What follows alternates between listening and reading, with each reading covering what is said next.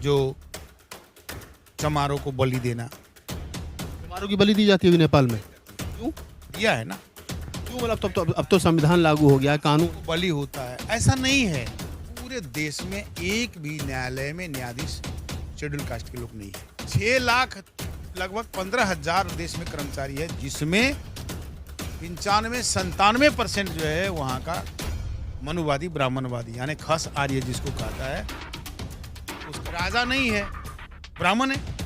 तो राजा राणाओं के समय में जो दशा दुर्दशा थी, आज सिम वही दशा दुर्दशा आज भी है। निरंजन राम चमार का हत्या हुआ, रात में बलि दी गई।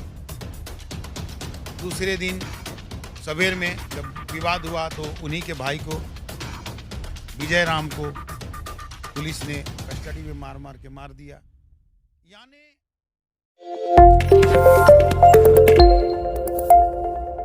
नमस्कार, मैं राहुल नागपाल और आप देख रहे हैं हमारा यूट्यूब चैनल जिसका नाम है बोल पिचासी। मेरे साथ जो शख्सियत बैठी है इनका नाम विश्वेंद्र पासवान है। ये नेपाल में 4 बार सांसद रहे हैं और नेपाल का जो संविधान है उसकी ड्राफ्टिंग कमेटी के मेंबर रहे हैं।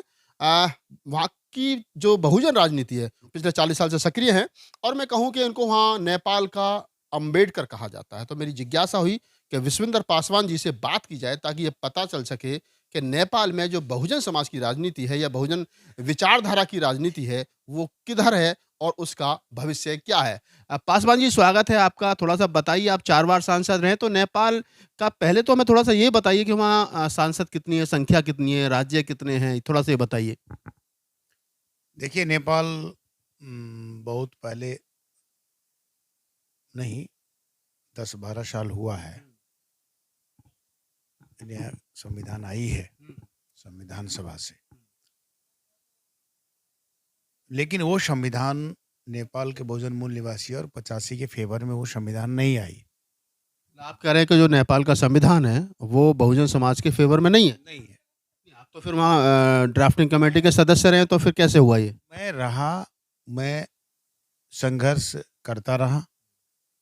बहुजन मूल निवासी 85 ST OBC माइनॉरिटी और धार्मिक जो लोग हैं, समुदाय हैं, उनके लिए और सभी वर्ग क्षेत्रों के लिए आवाज उठाता रहा। लेकिन वो जो संविधान सभा में जो भूमिका रही ना, वो सारे ब्राह्मणिस्ट पार्टियों का रहा और मैं अकेला पड़ गया। मैं आमरण अनशन भी किया। उसके बाद में संविधान आई, गणतंत्र संघीयता और धर्मनिरपेक्षता पर जोड़ हुआ। माननीय भारत के ओबीसी लीडर, बहुजन मूल निवासियों के लीडरों के द्वारा, जैसे शरद जी हुए, खोल के कह रहे थे कि अब जो संविधान आने वाली है उनको आने दीजिए और इस संविधान को रोका नहीं जाए, क्योंकि हम लोग राजशाही के खिलाफ लड़ते रहे। ब्राह्मण जो मनुवादी व्यवस्था है, हिंदू धर्म जिसको कहा जाता है, हिंदू सम्राट जो कहा जाता था, उनके खिलाफ हम लोग लड़ते रहे। तो लास्ट में संविधान को बनने देना है और संविधान में जो कुछ बातें आती है, जो मिल जाता है लोगों को, अच्छा ही होगा, क्योंकि कुछ देश उस समय भी संविधान नहीं चाहता था। कुछ लोग नेपाल के संविधान नहीं चाहते थे कि संविधान में नया संविधान बने, नहीं चाहते थे कुछ लोग। कौन लोग थे ये, मतलब कौन कोई जो मनुवादी विचारधारा के जो लोग थे, जो ब्राह्मणवादी विचारधारा के जो लोग थे, जो बहुजन मूल्यवासियों का विरोधी थे, जन्मजात जो विरोधी रहे हैं, वो लोग नहीं चाहते थे। और लास्ट में संविधान में कुछ ऐसी बातें हुई जो नेपाल का संविधान, सबसे दुख की बात यह है कि नेपाल का संविधान सभा से 70% जो है डिस्कशन से कुछ बातें आई, लेकिन 30% जो कॉन्स्टिट्यूशन में लिखा गया ना, वो सिर्फ 3 आदमी और 3 पार्टी के लीडर मिल करके लिख लिया। सबसे दुख की बात यह है। कौन लोग थे ये? ये कांग्रेस हिमालय माओवादी के थे और ये लोग संविधान बनाए, जिसमें डॉक्टर बाबूराम भट्टराई थे, उसके बाद में विष्णु पौडेल थे हिमालय के, माओवादी के बाबूराम भट्टराई थे और कांग्रेस के कृष्ण सिटोला थे। इन्हों तीनों ने मिल करके कंप्यूटर में डिजाइन करके जो जो मन में आया वो लिख लिया।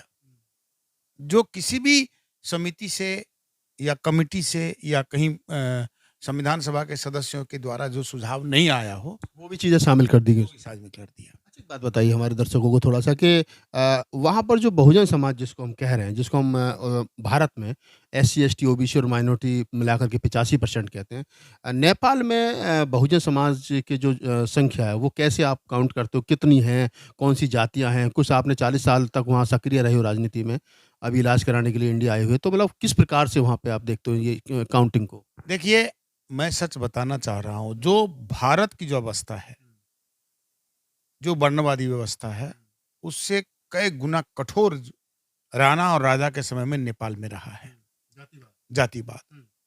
और अब भी वहाँ अ, आज के दिन में भी कई ऐसे घटनाएँ होती हैं, जो चमारों को बलि देना त्योहारों की बलि दी जाती है अभी नेपाल में? दी जाती है। क्यों? अभी दिया है ना, क्यों मतलब अब तो संविधान लागू हो गया है, कानून को बलि होता है, ऐसा नहीं है। देखिए, जब तक वादी और मनुवादी विचारधारा के लोग जब सत्ता में बैठे रहेंगे ना, तो हत्या, हिंसा, बलात्कार ये होता रहेगा। मतलब आप ये कह रहे हैं कि नेपाल में मनुवादी ताकतों का कब्जा है, लोकतंत्र हाँ, लोकतंत्र बहाल होने के बाद आज भी। का बात कर रहा हूँ मैं, अब आज का बात कर रहा हूँ। नेपाल के सम्माननीय प्रधानमंत्री महोदय, एक उनका पर्सनल बात है ये, लेकिन वो कम्युनिस्ट पार्टी के हैं और वो बड़े आपको महादेव मंदिर में पूजा रुद्राक्ष लेके पूजा करने के लिए गए।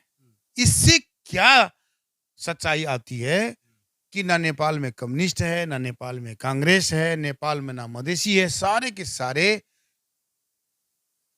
भोजन मूल निवासियों का विरोधी है और मनुवादी ब्राह्मणवादी व्यवस्था को चलाने वाले लोग हैं। आप जैसे पासवान समाज से आते हैं, तो पासवान भारत में क्या नाम है शेड्यूल कास्ट में आते हैं। वहाँ पे जैसा बताया ना आपने चमार भी हैं, पासवान भी हैं, भंगी भी हैं। शेड्यूल कास्ट की तमाम जाति ओबीसी की जातियाँ हैं। नहीं, ऐसा है ना, देखिए, अनुसूचित जाति जनजाति के अंदर ओबीसी भी हैं, एसटी माने आदिवासी भी हैं, शेड्यूल कास्ट के अंदर जो हम लोग आते हैं, लेकिन नेपाल में ऐसा नहीं है। नेपाल के संविधान में इतना गलत तरीका से शब्द को इस्तेमाल किया गया कि दलित शब्द संविधान में लिख दिया, अछूत शब्द संविधान में लिख दिया। कि अगर शेड्यूल कास्ट दलित और अछूत शब्द वहाँ संविधान में हैं, तो फिर तो नहीं विरोध भी हुआ। नहीं, नहीं, मैं वहीं आ रहा हूँ कि अगर उन्होंने मनुवादियों ने जिन्होंने संविधान बनाया या जो आपने बताया स्टार्टिंग में, तो अगर वहाँ अछूत और दलित शब्द संविधान में हैं, तो उनको कुछ अछूतों को और दलितों को संवैधानिक अधिकार भी तो दिए गए होंगे फिर? नहीं, ऐसा है ना, संवैधानिक अधिकार जो बना, जाति जनसंख्या के आधार में हुआ, सामुदायिक जनसंख्या के आधार में हुआ, क्षेत्रीय जनसंख्या के आधार में हुआ, वर्गीय जनसंख्या के आधार में जो प्रतिनिधित्व का व्यवस्था था, पूर्ण समानुपातिक प्रतिनिधित्व, वो व्यवस्था हुई नहीं और संविधान में कोई रिजर्वेशन भी नहीं हुआ। मतलब दलितों के लिए कोई राजनीतिक ओबीसी, आदिवासी, जनजाति, दलित, पिछड़ा, अन्य समुदाय जो भी हैं, किसी के लिए रिजर्वेशन नहीं हुआ। राजनीतिक कोई रिजर्वेशन नहीं। नहीं है, सरकारी नौकरी में कोई रिजर्वेशन नहीं। कहीं नहीं है। मैंने आपको पार्लियामेंट को रोक करके, स्ट्राइक करके, जो समावेशी चरित्र का जो बात हुई थी, उसमें मैंने दुनिया में पहला मैं मेंबर ऑफ पार्लियामेंट था, जो मैं अकेले संविधान सभा में 601 सभासद था उस समय, संविधान सभा के। 601 सदस्य थे। वहाँ उस समय, जिसमें मैं अकेले संसद को घेर करके, अवरुद्ध करके, मैंने 45% को 100% बना करके साढ़े 17% एससी वालों को और एससी एसटी ओबीसी कर करके करीब करीब 70% जो है हम लोग ने अधिकार लिया, लेकिन वो सारे फिर 3 पार्टी वाले मिल करके उसको कम कर दिया और आज वो भी पूरे के पूरे जो है निष्क्रिय हो रहा है, वो लागू नहीं हो रही है। तो क्या लगता है कि वहाँ ग्राउंड लेवल पर काम करने की ज़रूरत है? लोग जागरूक नहीं है अपने अधिकारों को लेकर के, जनसंख्या है, एससी, एसटी, ओबीसी, माइनॉरिटी की जनसंख्या है वहाँ पर? 85% जनसंख्या है। हिमाल, पहाड़, तराई, मेची, महाकाली 3 करोड़ जनसंख्या, जिसमें 80-85% जनसंख्या बहुजन मूल निवासी का है। लेकिन कहीं न कहीं पहाड़ी और मधेसी में ब्राह्मणवादी, मनुवादी ने बाँट करके पहाड़ी के नाम से भी सत्ता ब्राह्मणवाद कब्जा कर लेते हैं और मधेसी के नाम से भी मनुवादी और ब्राह्मणवादी सत्ता कब्जा कर लेते हैं। पहाड़ी तो वो हो गए जो पहाड़ों पर रहते हैं और मधेसी कौन है? जो मैदान में रहते हैं। नहीं, तराई समथर जो भूमि है तराई का, जो खास करके नेपाल के संदर्भ में जो 40-50 साल व 70 साल पहले जो लखनऊ से, गोरखपुर से और अन्य भारत के जगहों से जो बकरे का व्यापार करते थे, जो वहाँ मवेशी जाते थे, मांस के लिए जो प्रयोग होता था, दूध के लिए प्रयोग होता था, उसका व्यापार करते थे, कपड़े का व्यापार करते थे। तो वैसे लोगों को काठमांडू के लोकल लोग जो है ना मदेशी बोलते थे। मदेशी अच्छा, मतलब जो पलायन लेकिन वो जो हुआ क्या, वो मदेशी इनको बोलते थे 70 साल 60 साल पहले। लेकिन वो ऐसा हो गया कि तराई में जो रहने वाले लोग हैं, जैसे हम लोग वहां के धरती पुत्र हैं, मूल निवासी हैं, तो ऐसे लोगों को भी मदेशी कहा गया। और इससे हुआ क्या कि दोनों दोनों पहाड़ी और मदेशी में लड़ा करके हमारे बनारस के गुरु पंडितों के द्वारा एक नई सोच बना करके मदेशी और पहाड़ी का जो है इतना बड़ा जो है दूरी बना दिया, जिसमें आज बहुजन मूल निवासियों को एक जगह आने में कठिनाई हो रही है। लेकिन मुझे लगता है कि 5 साल के अंदर बहुजन मूल निवासी बात को समझ रहा है। बहुजन मूल निवासी एक जगह आएंगे और नेपाल में नई सामाजिक जो है क्रांति, एक सोशल रेवोल्यूशन का शुरुआत होगी, ये मुझे विश्वास है। आपको नेपाल का अम्बेडकर भी कहा जाता है। मेरा एक सवाल इसी से जुड़ा है कि वहाँ पर 7 स्टेट हैं, जितना मुझे जानकारी है नेपाल। तो नेपाल के 7 स्टेटों में कोई मूल निवासी समाज का मुख्यमंत्री नहीं है? नहीं, अभी है कुछ नहीं। माने क्या है कि वहाँ अपने-अपने पार्टी में कुछ लोगों को रखे हैं, जैसे यहाँ पे हैं। जैसे भारत के संविधान तो बाबा साहब ने बनाए। आज पार्लियामेंट में तो 131 लोग हैं, लेकिन साइलेंट हैं।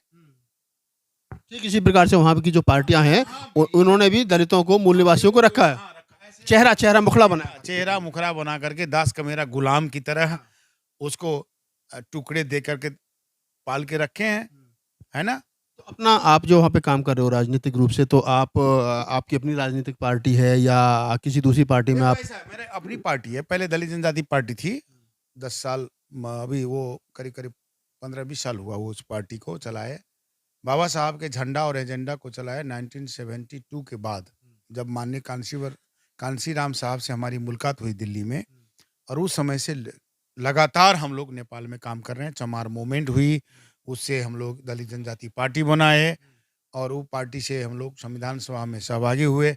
आज कुछ जो सच्चाई है कि जो कुछ दलित पिछड़ों आदिवासी जनजातियों को नेपाल में जो संवैधानिक शब्द में लिख दिया है ना संविधान में, अब वो नहीं लिखना चाहिए था। सूचीकृत करके हमें अधिकार देना चाहिए था, मान सम्मान देना चाहिए था, रोजगार देना चाहिए था। तो आप समझिए कि पूरे देश में एक भी न्यायालय में न्यायाधीश शेड्यूल कास्ट के लोग नहीं है।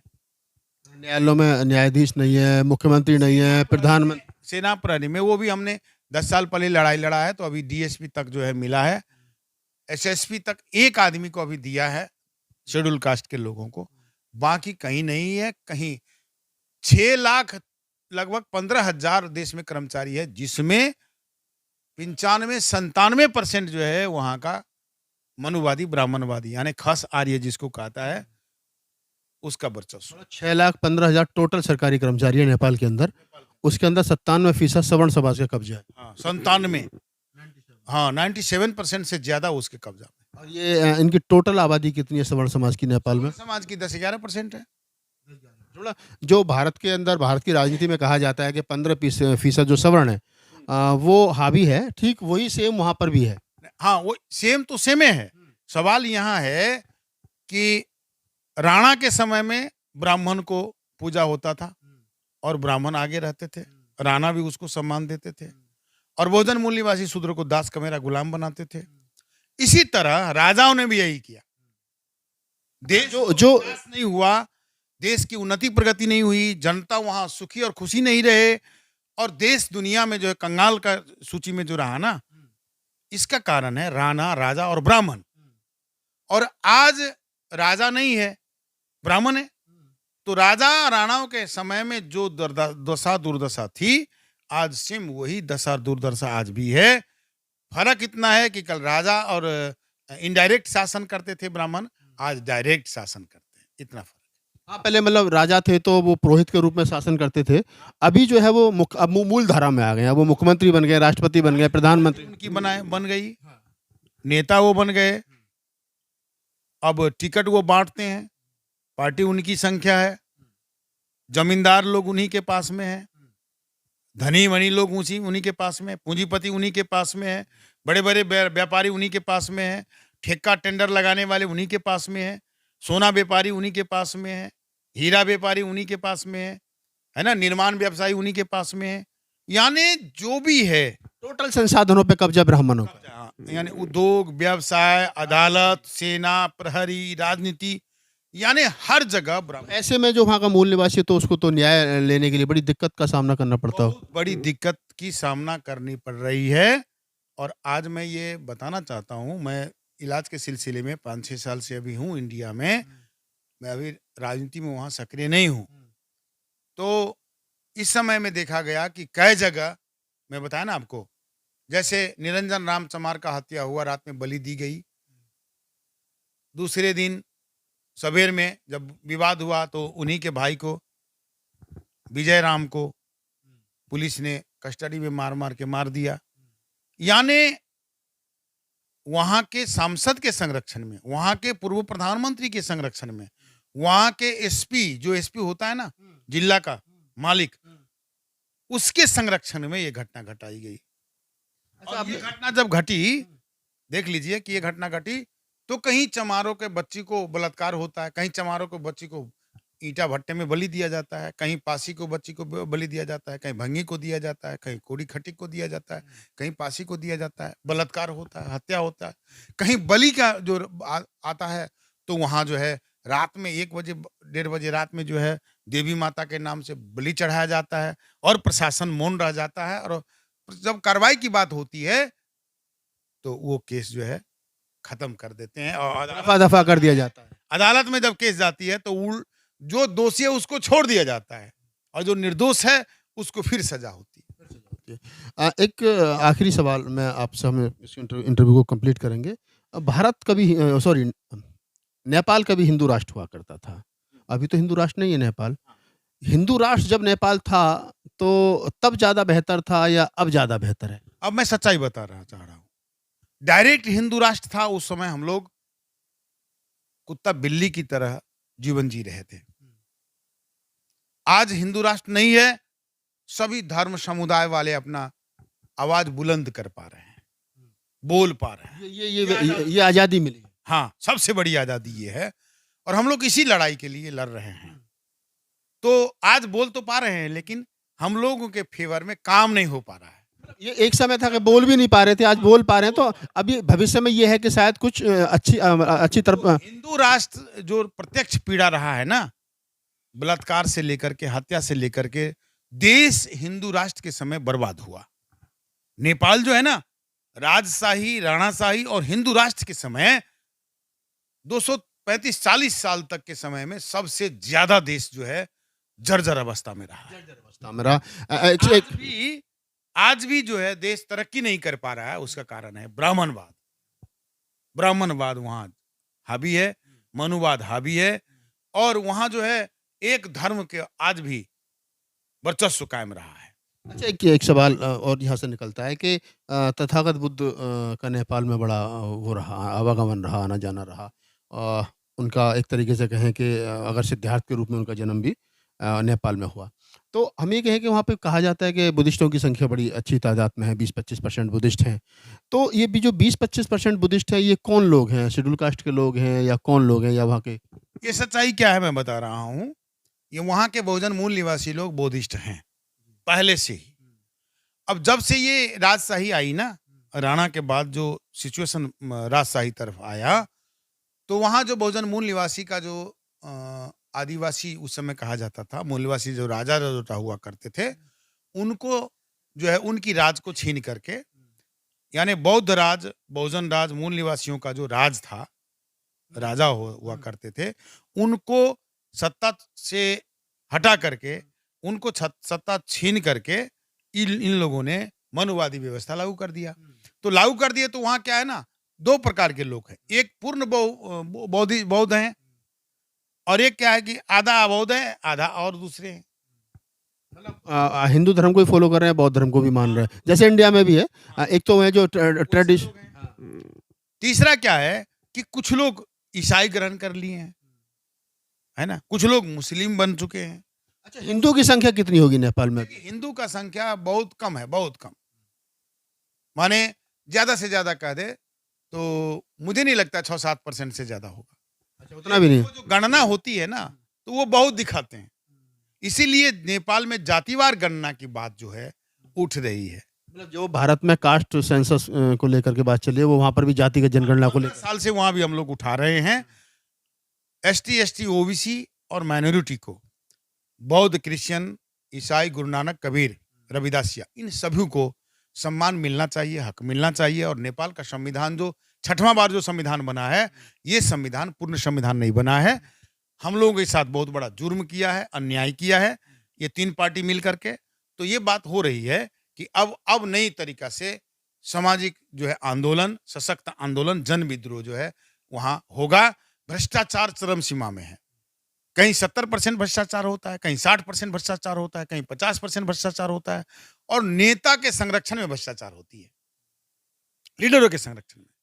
और जो प्रधानमंत्री बनते हैं वो बार बार प्रधानमंत्री बनना चाहते हैं। इसका कारण क्या है कि भ्रष्टाचार जो है ज्यादा कर पाते।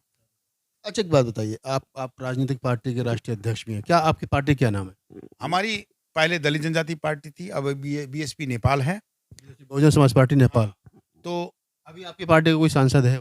नहीं, अभी विधायक? नहीं, अभी अभी हमने चुनाव लड़ा नहीं, थोड़ी उसमें चुनाव लड़ा था। 5 साल हम बीमार हो गए इसीलिए। लेकिन अब हम लोग एक्टिव हो रहे हैं, पार्टी भी चलेगी, बहुत बहुत अच्छा से पार्टी तो चलेगी। एक समय था कि बहुजन समाज पार्टी के नेपाल में 4 सांसद। हाँ, माने हम लोग 4-5 लोग तो अपने टीम से जब भी संविधान सभा में संघर्ष में थे। लेकिन सवाल ये रहा कि आज हम लोग भी बिखर गए हैं। हम लोगों में भी, मैं बीमारी के अवस्था में आ गया ना, मैं आमरण अनशन किया वहाँ संविधान सभा के आगे, जब संविधान में हमारी अधिकार नहीं मिली तो। उसके बाद में हम बीमार हो गए, है ना? काफ़ी भी दिन से, अब 4-5 साल से हम बीमारे रह रहे हैं। तो संघर्ष वहाँ अभी फिर नई तरीका से संघर्ष होगी। अधिकार का जो संघर्ष है वो आगे बढ़ेगा। हम लोग अब अधिकार के लिए अब हम लोग तैयार हो चुके हैं। मैं भी करीब अब ठीक हो चुका हूँ। डॉक्टर ने मुझे बोले हैं कि आप परहेज करते रहिए और आप राजनीति में आगे बढ़ते रहिए। कोई दिक्कत हो तो तुरंत संपर्क में आ जाइए, है ना? दवा खाते रहिए, जब ज़रूरी पड़े आप दवा खाइए, है ना? और आगे बढ़ते रहिए, आप अपना काम आगे बढ़ाइए, बोले हैं डॉक्टर साहब। तो मैं अभी पूरे ठीक हो चुका हूँ, कोई ऐसी दिक्कत मुझे शरीर में नहीं है। तो आप विश्वेंद्र पासवान थे नेपाल में जो बहुजन समाज पार्टी नेपाल यानी बीएसपी नेपाल। ये भारत के बहुत कम लोगों को पता होगा कि बहुजन समाज पार्टी जो भारत में एक बड़ा राजनीतिक दल है बहुजन समाज का, उसी नाम से दूसरा दल नेपाल की राजनीति में सक्रिय है और जिसके राष्ट्रीय अध्यक्ष विश्वेंद्र पासवान जी हमारे साथ हैं, जिनको नेपाल का अम्बेडकर और काशीराम भी कहा जाता है। वहाँ के बहुजन समाज मूल निवासी आदिवासियों के हक हकूक़ की लड़ाई वो लड़ते हैं। उनसे बातचीत की हमने और तमाम उन मुद्दों पे जो हमारे मन मस्तिष्क में प्रश्न थे, उन पे हमने बातचीत की और उन्होंने बड़ा बेबाक होकर के उन तमाम सवालों के जवाब दिए। एक बात तो मैं यहाँ इनसे बातचीत करने के बाद कह सकता हूँ कि जो जातिगत ढाँचा षड्यंत्र भारत में है और जो लोग भारत के संसाधनों पर काबिज हैं, सेम वही स्थिति नेपाल की भी है। उनसे बातचीत करने के ये लगा कम से कम यहाँ भारत में बाबा साहब डॉक्टर अम्बेडकर के अथक प्रयासों से जो संविधान बना, उसमें जो एससी एसटी ओबीसी को राजनीतिक और सरकारी नौकरियों में आरक्षण आया, तो उससे यहाँ के लोगों की ज़िंदगी बेहतर हुई। लेकिन वहाँ पर एक लंबे संघर्ष के बाद में जो 6 बार संविधान बनाया गया और विश्वेंद्र पासवान जैसे लोगों की मेहनत के बावजूद ना तो उनको राजनीतिक, ना उनको सरकारी नौकरियों में आरक्षण मिला। उन्होंने बताया कि 6,15,000 नौकरियां हैं नेपाल में, लेकिन उनमें शेड्यूल कास्ट के लोग बहुत कम मात्रा में हैं। और तो ये बड़ी बात है कि संविधान तो है, लेकिन न्याय चरित्र जो है वो ब्राह्मणों के पास है और ब्राह्मणों में जैसा आपको पता है कि न्याय चरित्र नहीं होता। ये फूले साहब की कोटेशन है। धन्यवाद।